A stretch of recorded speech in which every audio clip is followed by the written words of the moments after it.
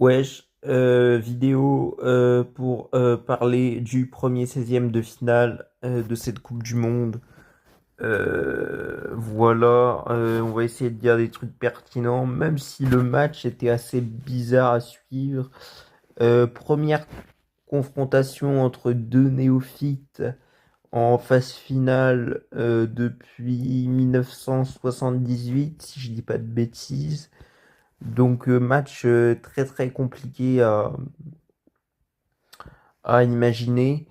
Euh, on a eu deux équipes complètement stressées pendant les 35 premières minutes, ce qui dans son ensemble a donné le pire match de cette Coupe du Monde avant l'immondize Norvège-Côte d'Ivoire dont on a parlé. Des joueurs complètement tendus. Il me semble que Maxime Crépeau, au bout d'une minute 30, il se fait une crampe de stress au genou, derrière le genou. Donc voilà. Est-ce qu'il y a besoin de détailler ça? Je ne sais pas, mais en tout cas, c'était très étrange à regarder. Et ouais, des, des joueurs qui ont peut-être mal géré leur échauffement en fait. Donc voilà. Non, première chose à dire sur ce match, et on l'avait vu en phase de poule, l'Afrique du Sud s'est qualifiée miraculeusement, honnêtement. Et on a surtout vu une équipe pas au niveau footballistique, quoi. Un nombre d'erreurs de placement incroyable. Euh, Physiquement, leurs ailiers, ils se sont fait marcher dessus. Euh, Même leur milieu de terrain, par moment, Mokoena, il n'a pas existé physiquement par moment. Un nombre de passes ratées complètement fou. Euh, Tactiquement, par moment, sur le plan défensif. En première mi-temps, en deuxième mi-temps, ça a été mieux, mais le Canada, on sait, c'est une très bonne équipe. On l'a vu lors de la dernière Copa América. Et du coup, tactiquement, l'Afrique du Sud, bah dis donc, on sent que c'est des joueurs qui jouent en Afrique, quoi. Et Hugo Bross n'étant pas le maître de la situation, je vous renvoie à ma vidéo sur le match d'ouverture. Bah en fait on a été dans l'impro la plus totale avec Mbokassi obligé de compenser au milieu et en même temps obligé de compenser son latéral gauche. Donc, euh, donc voilà, ça a été la grosse difficulté de l'Afrique du Sud. Et en face, on a une équipe physique, on a une équipe technique sans plus, mais voilà, on a une équipe qui tactiquement est rodée, on a des individualités qui prennent leurs responsabilités. Voilà, et puis on a des très bons joueurs, quoi. Faisons la liste des très bons joueurs côté canadien. Bon, Maxime Crépeau est un gardien moyennasse pour le regarder en MLS. Mais voilà, si on prend les individualités par rapport à l'Afrique du Sud, Maurice Bombito est un putain de crack.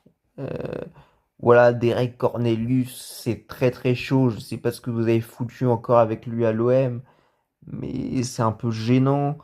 Euh, Laria, c'est une bête physique.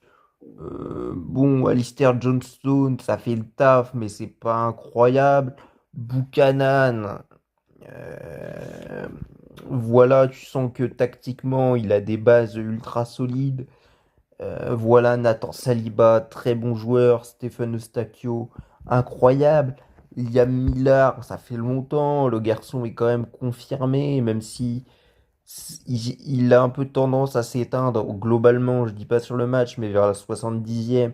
Mais c'est un joueur qui est par contre capable de répéter les efforts, qui a une technique de course incroyable qui lui permet de semer tous les défenseurs avec cette espèce de plante du pied, qui rentre un peu vers l'intérieur et qui lui permet de d'avoir une conduite de balle où il perd jamais le ballon et qui au contact évite les pertes de balles.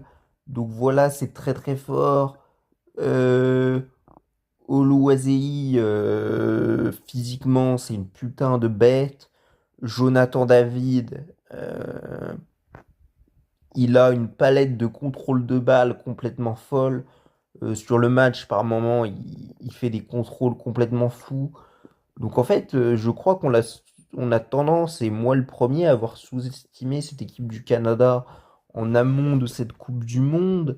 Et si je parle des remplaçants même, Luc de Fougerolles, ça fait le taf. Schaffelberg, c'est un mec, franchement, sur certains trucs, voilà, il est capable de fulgurance complètement fou. Il a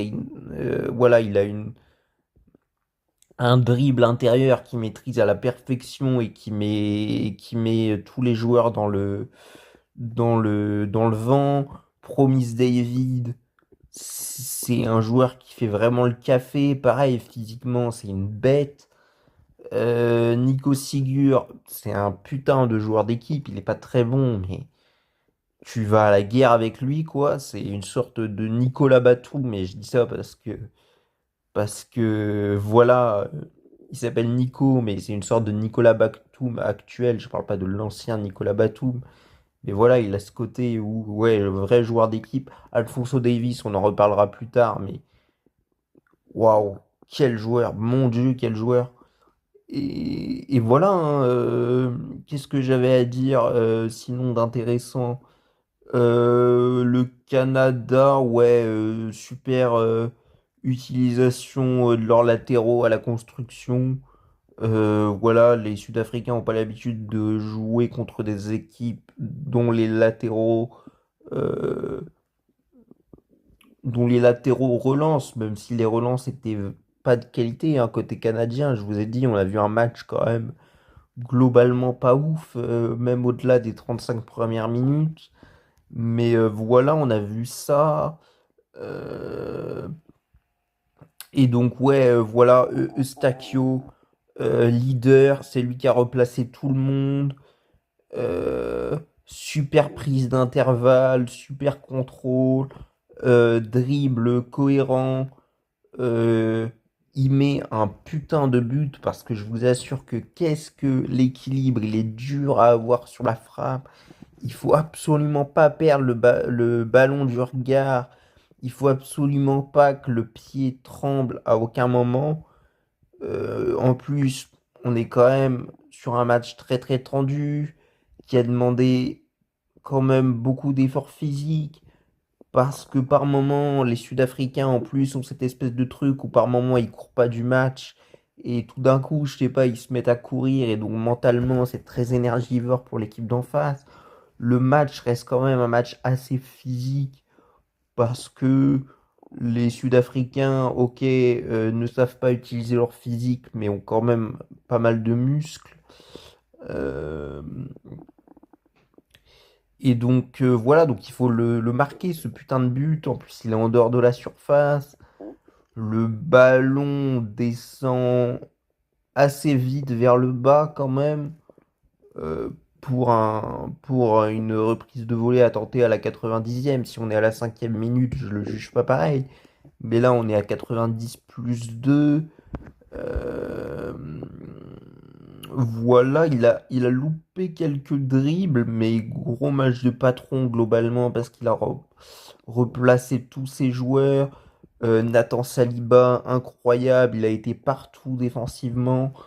Euh, voilà, et surtout vitesse de lecture de jeu à la récupération du ballon. Dès qu'il récupère le ballon, il scanne tout le terrain, ça lui permet d'enchaîner sur des petits dribbles courts qui clairement, on l'avait vu lors de la CAN et lors des matchs sur les 10 dernières années face à des équipes européennes.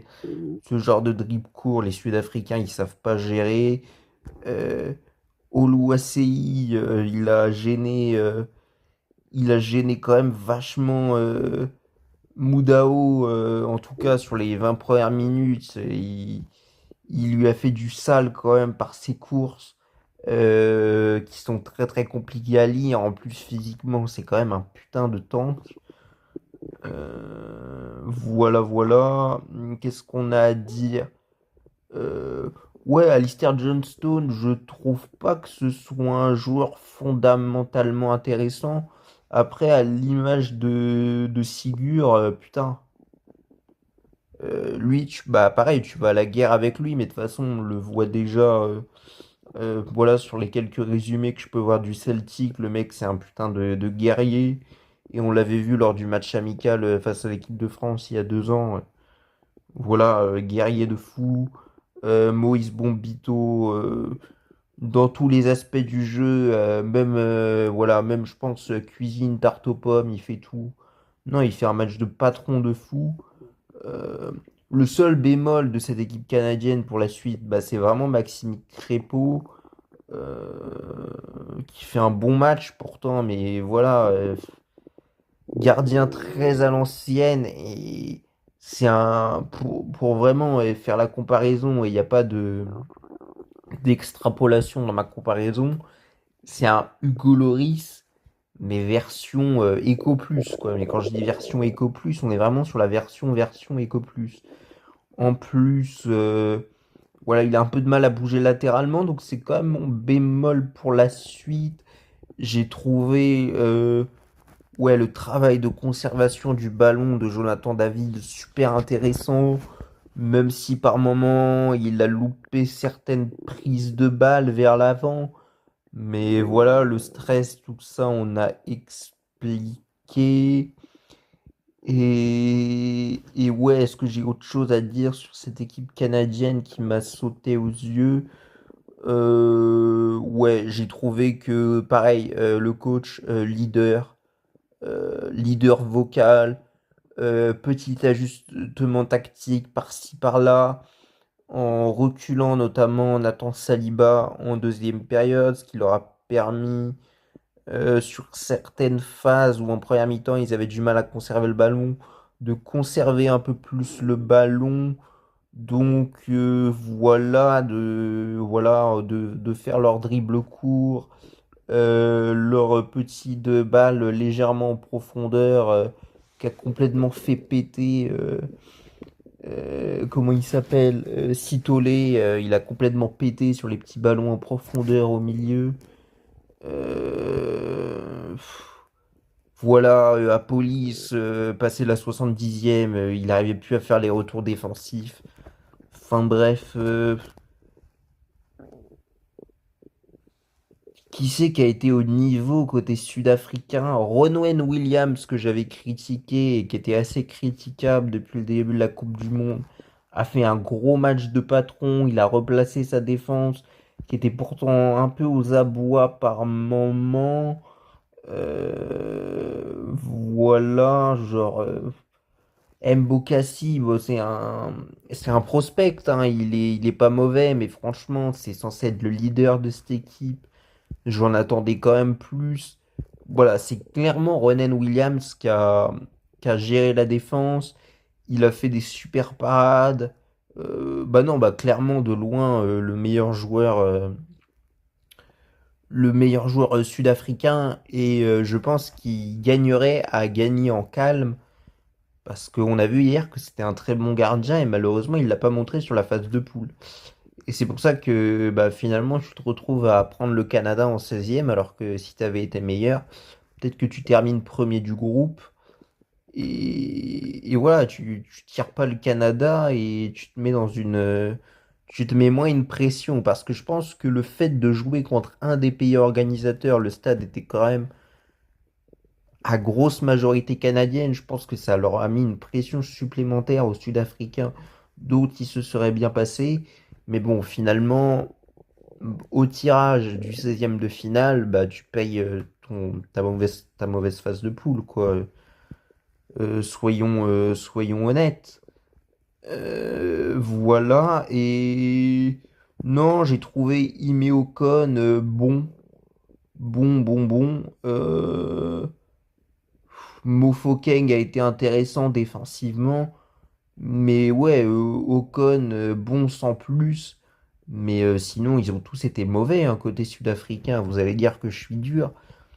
Mais en même temps, comment tu veux être bon avec un entraîneur qui change de consigne toutes les 5 minutes, quoi? Il a changé de plan de jeu, enfin de plan de jeu, de positionnement ses joueurs toutes les 2 minutes en première période. Alors c'est sur des petits détails, hein, sur des légers positionnements, sur des pas supplémentaires à faire et ce genre de trucs, sur des pas en arrière à effectuer. Mais j'ai vu, il a donné 46 000 consignes, ce qui a complètement perdu l'équipe. Et ils se sont retrouvés, résultat, à se dire, bon, bah, on se met dans la surface. Mais ils ont eu tellement peur de prendre Liam Millar plein buffet qu'ils ont reculé à ne plus en pouvoir. Et il s'en sort sans prendre de but en première mi-temps, ce qui est complètement un miracle, vu comment les ballons passent devant la ligne de but.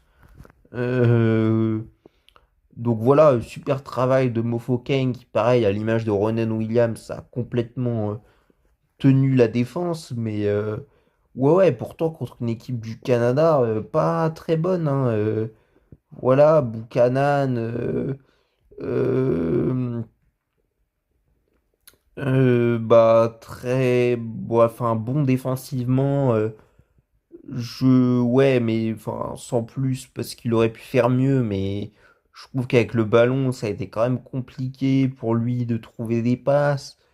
Ouais, voilà, je l'ai dit, les Canadiens font pas des matchs de fou, hein. Même Laria, par moment, défensivement, il se trouve complètement sur certains trucs. Donc on a vu un match complètement catastrophique. Mais par contre, les entrants ont quand même pas mal allumé la lumière côté canadien.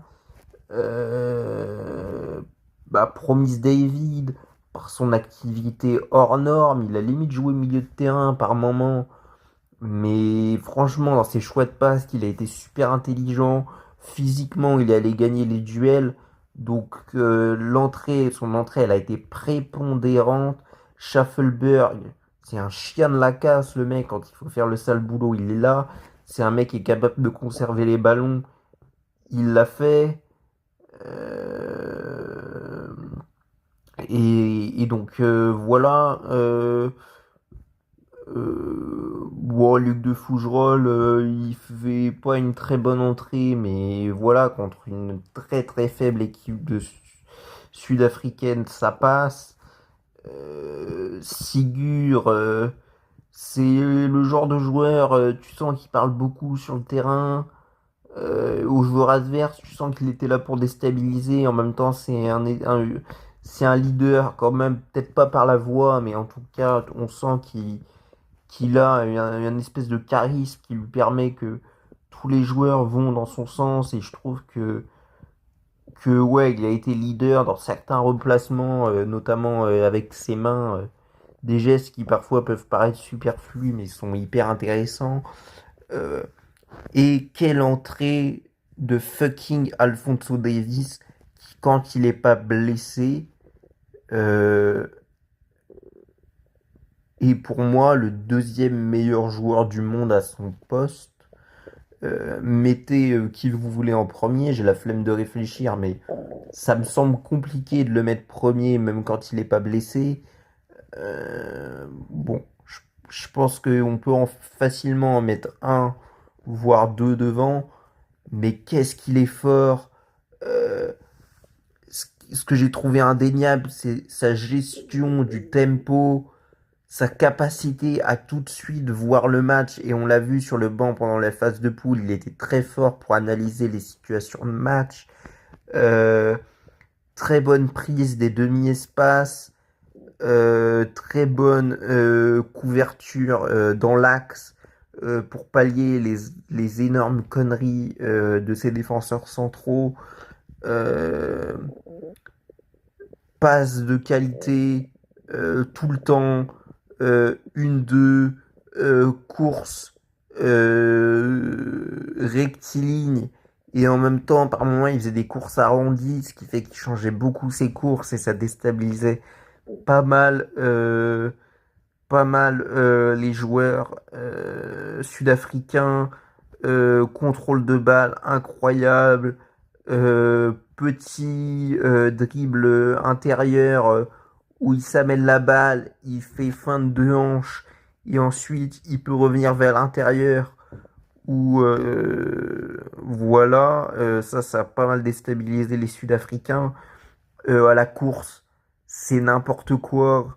J'ai l'impression qu'il a encore modifié sa technique de course, où là, clairement, il a une course de sprinter avec les talons assez hauts par moment dans la course. J'aurais du mal à la détailler, mais ce qui lui permet ensuite de passer la hanche plus facilement au contact. Donc ça, il les a martyrisés au moment de passer la hanche. Voilà. Il a fait un nombre de feintes de genoux, de hanches complètement folles. Puis voilà, rien qu'en termes de vitesse, le mec il a des fessiers, mais c'est du grand n'importe quoi. Enfin, il a complètement martyrisé la défense. Il a trouvé des passes, mais vraiment des espèces de passes avec des légers effets qui ont fait pas mal reculer la défense sud-africaine. Donc il fait un match totalement complet de, de baiser. Alors, par moment, au bout de 20 minutes, enfin, je sais plus à la combienième il rentre, mais sur la fin de match, j'allais dire au bout de 20 minutes, mais non, plutôt au bout d'un quart d'heure, il commence à louper quelques contrôles de balle, ce qui fait que, grosso modo, il pousse un peu Stephen Eustáquio à, à surjouer les efforts défensifs, mais à juste titre.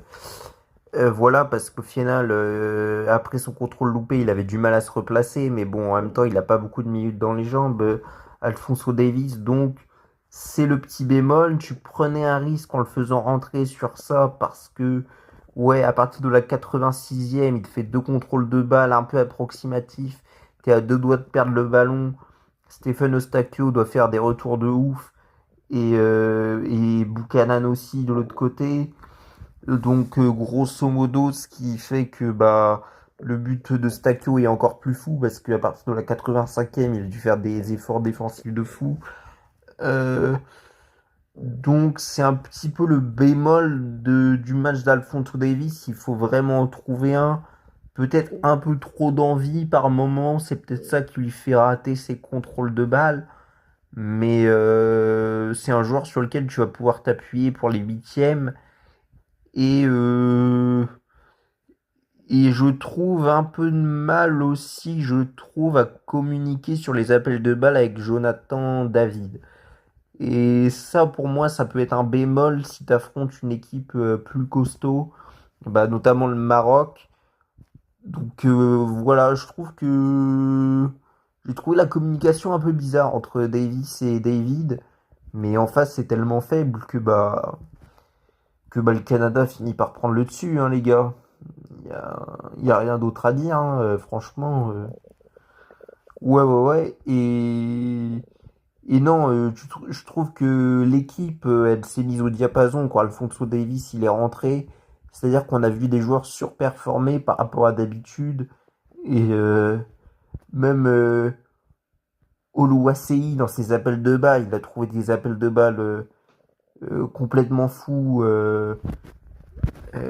Donc, non, pas Oluwaseyi, pardon, David. David, il a trouvé des appels de balles complètement fous par moment qu'il trouve jamais quand il joue en club. Donc voilà, tout le monde s'est mis au diapason. Voilà, pareil, Sigur, il s'est mis au diapason. Voilà, ouais, non, tout le monde s'est mis au diapason. Même Schaffelberg, voilà, il a réussi des contrôles de balles qu'il réussit jamais. Donc voilà, on sent qu'il est vraiment le leader de cette équipe et qu'il emmène toute l'équipe avec lui. Donc voilà. Quelle chance face au Maroc? Bah écoutez, c'est sans doute du 55-45 pour le Maroc. Euh, Parce que j'ai pas trouvé les Marocains toujours très à leur avantage contre les Pays-Bas. J'ai trouvé pas mal de défauts à cette équipe.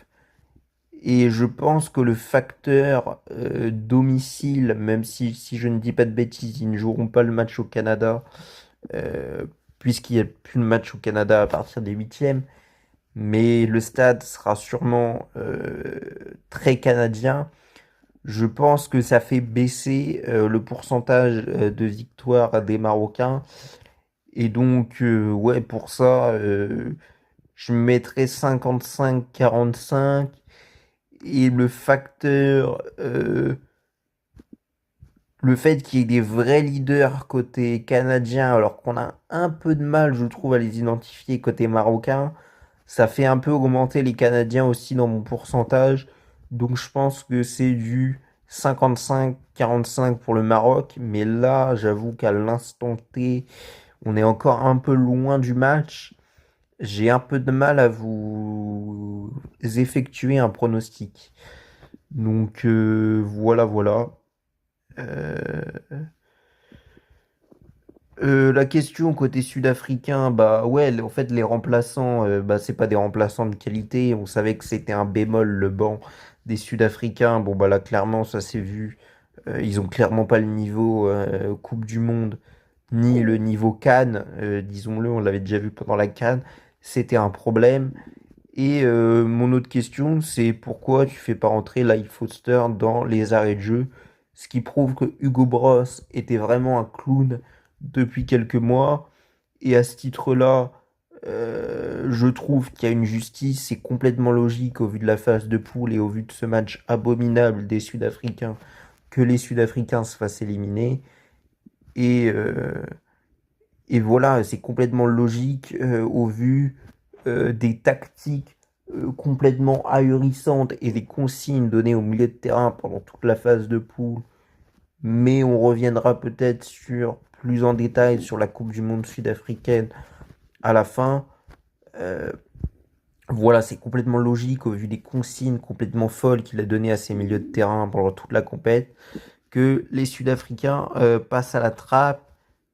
Waka Waka, et voilà. Putain, on part en couille. C'est le matin, faut que j'aille regarder États-Unis, Bosnie. Je vous quitte. On s'est aimé comme on se quitte. Bisous, prenez soin de vous. À plus. Tchuss. Rectification, oui, c'est plus les milieux de terrain qui ont reculé sur les passes avec Alphonso Davies que les défenseurs, mais bon, globalement, c'est la défense qui a reculé, vous m'avez compris. Et sinon, qu'est-ce que c'est que cette relance complètement dans l'axe sur le but de Stakio qui prouve que les Sud-Africains étaient complètement à la rue? Elle est abominable, cette relance dans l'axe. Personne lui parle, donc pas de communication dans cette équipe. Mais à partir du moment où l'entraîneur ne communique pas avec ses joueurs, il ne peut pas y avoir de communication. Donc bye bye l'Afrique du Sud.